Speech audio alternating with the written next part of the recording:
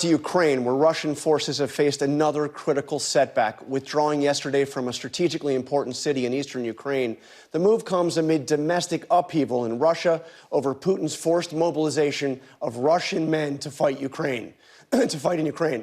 Chief foreign correspondent Ian Pannell is on the ground in Ukraine, tracking the very latest. Good morning, Ian. John, this was the week when the war in Ukraine took a dramatic and dangerous turn.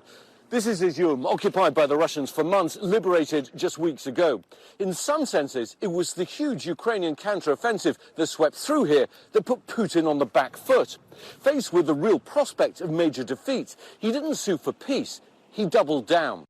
This was the week Vladimir Putin crossed a point of no return. Formally annexing 4 regions of Ukraine, Russia illegally subsuming 15% of Ukraine's territory, the biggest land grab in Europe since World War II. In a ceremony at the Kremlin, Putin effectively doubled down on a war he's proven incapable of winning so far. We'll protect our land with all the forces and means at our disposal, he said. Putin using the speech to make a call to arms to Russians, telling his people they're in a global conflict with the West and America. Later, on Red Square, an emphatic Putin.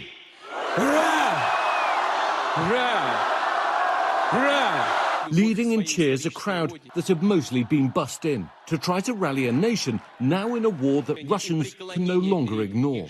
But in Ukraine, the event was marked by a Russian missile strike onto a convoy of civilians in Zaporizhia, one of the deadliest in months, killing over 30 and injuring dozens.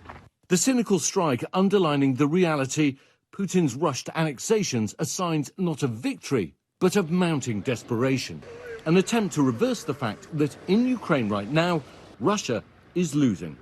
Moscow doesn't fully control any of its new regions, where this week sham referendums were held, people often voting in the looming shadow of Russian troops.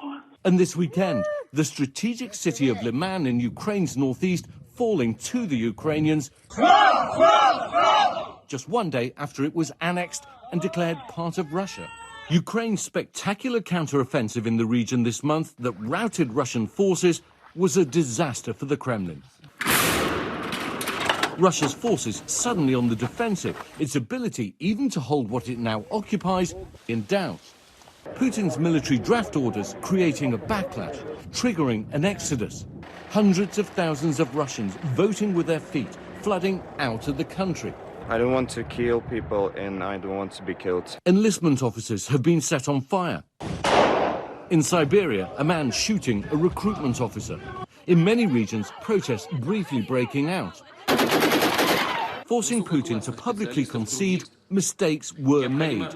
The mobilization itself is unfolding chaotically. The new conscripts complaining of no equipment, saying they're being thrown into battle without training.